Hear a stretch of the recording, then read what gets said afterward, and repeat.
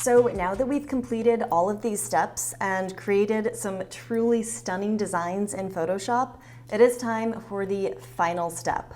We're going to fill the rest of our patterns, and then we're going to save those files, the block file and then the pattern file, with the most optimal save settings required for print-on-demand sites like Spoonflower, Society6, and Redbubble. Let's get started. So I have my Sweet Florals folder open right here. I want to go ahead and open the block file and the pattern file in Photoshop. And pro tip, go ahead and save both of them if you haven't already done so. So Command S, Command S. Perfect. So if I go to my pattern file first, I'll see that I already have one of those patterns completely filled in. And I haven't made any changes to this pattern since I filled it in the first time, so the first one is already completed. What I'm going to do is come over here to my Layers panel, double-click the layer name, and change it to my color palette name. So for this, I'm going to call it Pink Blue. Perfect. So the first one is already completed. And now I'll come back to my block file. So again, we're toggling between these two tabs. And before I get any further, I want to double-click where it says Working and type in that same color palette name. So Pink Blue. So again, my color palette is indicated on both. Remember, this one's called the working file because we have all of the individual layers within this file. Next up, I'll turn off the visibility of working, turn on the visibility of lavender and sage, and then do that same step we did earlier, where I go up to Edit, Define Pattern. Again, I don't care about the name. And then I'll go back to my pattern PSB file, come over here to my layers, make sure pink and blue is selected, and then hit Command J on my keyboard to duplicate that layer. And now I can double click the pattern thumbnail and click the caret and toggle down to the latest pattern creation, which is that lavender sage palette. Remember, this is where you can play with scale and have your elements very tiny or very large. But I found earlier that 45% actually worked pretty well for that pattern, so I'm going to keep it consistent. I'll press OK, and then double-click the layer name and change it to Lavender Sage. So at this point, I'm just going to rinse and repeat that process and get all of my block files replicated over into my pattern file as well, so that all of the color palettes are represented on both files. All right, toggling back to my block file, turn off the visibility of Lavender Sage, turn on the visibility of Blue Gray, Edit, Define Pattern, OK. Back to my pattern file. Again, with Lavender Sage selected, I'll hit Command J, double-click the layer thumbnail, toggle down on the caret, and select my latest pattern.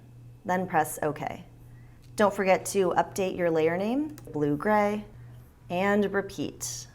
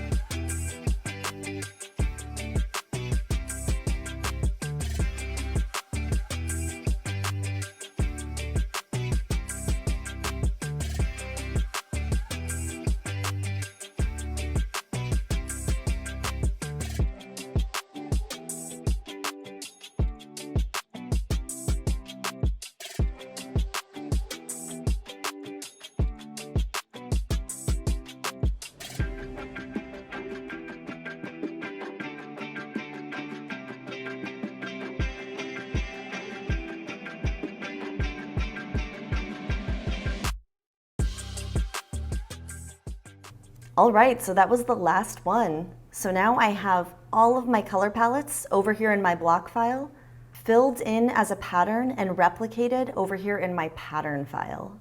So I want to go ahead and save my pattern file, Command S, so that I don't lose any progress. So this is the point if you didn't put your signature into the block because you don't want it to repeat so frequently. Here, I'll zoom in and show you what mine looks like. So my signature was repeated here, here, here, and here. If you don't like that look, then that's okay. You can put your signature not into the block file, but into the pattern file itself. So I'll show you how. So I'll go back to my block, turn on the visibility of my working file, and I want to find my signature. So I'll just zoom in, press V to get to my move tool, and click right on my signature, which will highlight that layer. And now if I break this tab apart just by pulling it off to the side, I can grab that layer, click, and drag it right into my pattern file. So it's white, so it's disappeared. So I'm just gonna hit Command T, press OK. All right, there it is. It's hiding over here. So this is the point where I could put it somewhere in my pattern file if it's not already in the block. So if you don't have a repeating signature now, this is the time to go ahead and tuck it somewhere into the design. I usually like it on the bottom right corner, so maybe I'd put it within this petal right here. So enter. Oh, that's why I can't see it. So it's underneath this periwinkle gold layer. Go ahead and click it and drag it up. There it is. All right, Z and pull in, Command T to open up transform, and you can size it to fit. So Command 0 to fit to screen. And so this is the time again to plug in your signature if it's not already repeating, but since mine is already repeating, I'm gonna go ahead and delete what I just did. That was just an example to show you. And the final thing I wanna do on this pattern file is to drop in that paper texture. So I've already downloaded it from Dropbox, so it's over here in my downloads folder. I'll just click and drag it straight in, because remember, it's already sized at 40 inches by 40 inches. Go ahead and press OK. And if you're wondering why we just blocked our entire illustration, what we need to do is go over here to our blending mode and change it to multiply. Also, make sure that that paper texture is at the top of your layer stack. It's not hidden somewhere in between, but it's at the very tip top. And now if I press Z and pull in, you'll be able to see that paper texture coming through with the artwork. So that paper texture is multiplied over absolutely everything. So you're seeing it come through in a really subtle fashion through the watercolor artwork itself. Here, I'll show you what it looks like without the paper texture, where it's very clean, but also very stark, and then with the paper texture. So because my original painting was watercolor, I much prefer this. Having that watercolor paper texture background on that pattern file makes a big difference and helps this painting feel a lot more natural. So again, I'll show you without that paper texture and with. Lovely. Command 0 to fit to screen. So at this point, I have finished optimizing my pattern file and my block file. So I'll go ahead and save my pattern file, Command S. So now that we have both of these working files completed, we have the block file and the pattern file 100% ready to go. It's time to save them as individual JPEGs so that they're ready to be uploaded to print-on-demand sites like Spoonflower, Society6, Redbubble, Etsy, or whatever you're using. So I'll show you how I export those. So the first thing I'm going to do is put these tabs back together so it's easy to toggle between the two. So let's see, I've got my block file over here. I'll just click it and tuck it right into here. So I have my two tabs easily accessible between the two. So at this point, I'm just going to be going between these two files and saving each of the colorways as its own individual JPEG. So I'll start with a block right here. And first, I'm going to go over to my Layers panel, consolidate that working file again, and I'm going to start from bottom to top here. So I'm going to start with my original palette. So I've hidden the visibility of all my other layers. I'm going to go to File, Save As, and this is a block, so I'll start here, except I'm going to start the file name with the color palette option. So I called this one Pink Blue. So the full name is going to be the color palette option, pink blue, Sweet Florals, which is the name of the design I gave it, and then block, because that's what this is. We're on the block file right here. So the only thing I want to change now is the format. I don't want to save it as any of these options. I actually want to save it as a copy so that I can save it as a JPEG. So now you'll notice up here at the top, the extension has changed to JPG, which indicates JPEG. A JPEG is a flattened file, so it's going to take all of those layers we have over here in our layers panel and flatten them down into one layer. So once my artwork is completely finalized, this is the time for JPEGs. I don't need to have any layers in my JPEG, which it doesn't have anyway, because I still have the layers in my working PSB files. So JPEG is just a much smaller file size than our massive working files, but it has our entire design there in high resolution ready to go. So I'll go ahead and press save. And I always want to save these at the maximum quality. So I'll press OK. And we've got one saved. So I'm going to go back into our Sweet Florals folder real quick, and I'll show you what that JPEG looks like. So it's right here. It's saved as a JPEG. I'm going to open it in Photoshop. And this is it. So it's our exact block file. We don't have that extending pattern coming off, because we're not in pattern preview with this. This is just our JPEG. And if you take a look over here at our layers panel, you'll see that it's just one layer. It doesn't have all of those individual layers like we have on our working file, which is great because a JPEG is just that flattened image. That's all I need it for. If you take a look over here, the image size of our JPEG is the exact same as the image size of our working file. So it's still 40 inches by 40 inches, which if we change that to pixels, it's that 12,000 by 12,000. The resolution is 300, all looks awesome.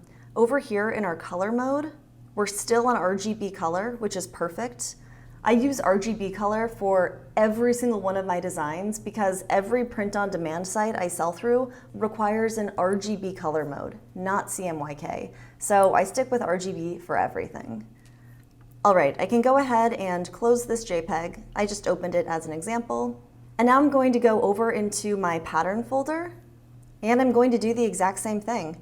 So I'll turn off the visibility for all of the layers that aren't my pink blue. And now I'll save this one as a flattened JPEG as well. So File. You can skip a step here by just going to Save as a Copy. And I'm going to click where it says pink blue and change block to pattern. I want to make sure I'm saving this as a JPEG and that the extension over here is changing to JPG, and I'll press save. Again, at maximum quality, which is 12, and press OK. Cool, so now I'm just going to repeat those exact same steps and save all of my individual color palettes as their own JPEG files. So I'll go back to my block, turn off the visibility of the pink blue, turn on the visibility of lavender sage, and do the same thing. File, save as a copy. I'll click where it says pink blue, change it to lavender sage, and make sure I'm saving it as a JPEG. And that the extension is changing to JPG, I'll press save. And I'll come over here to my pattern file and do the same thing. Turn off the visibility of pink blue, turn on the visibility of lavender sage, File, save a copy. Click lavender sage, change block to pattern, and save as a JPEG. Now I'm just going to speed up the process a little bit.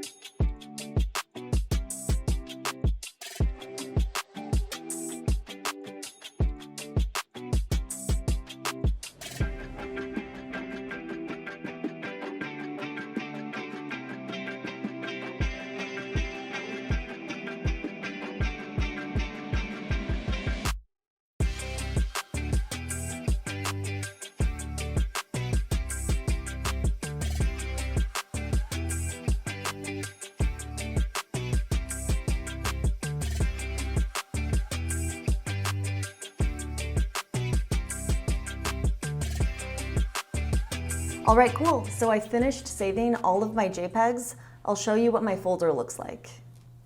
So now, whew, all of a sudden that folder got a lot more populated. So we have all of our individual color palettes saved as JPEGs, as well as our 3 working files. We have the original elements, we have the pattern, the block, and then all of these variations of our JPEG files, both in block and in pattern. So now that you've learned how to save all of your files in the optimal file types, I'm going to show you how I upload those to print-on-demand sites. So this is going to be a little bonus behind-the-scenes peek at my uploading process.